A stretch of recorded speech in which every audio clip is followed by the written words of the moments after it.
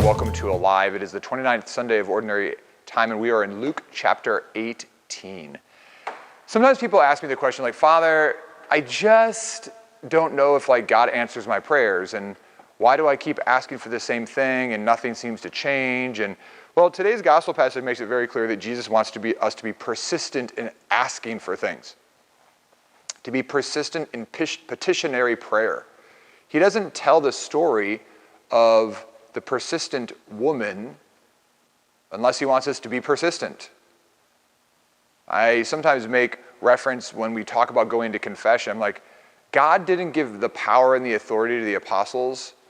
Whose sins you forgive are forgiven, whose sins you retain are retained, unless he wanted us to go to confession.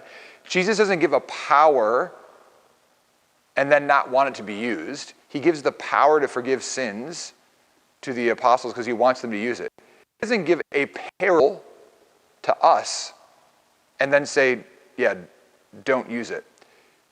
He wants us to be persistent in prayer. He wants us to be persistent in prayer, just as the woman was in today's gospel. How persistent are we? Are we mildly persistent? Are we occasionally persistent? Or are we persistent as the good Lord wants us to? I think it's also very powerful and interesting at the end of this passage. Jesus asks a question like, when the Son of Man comes, will he find any faith on earth?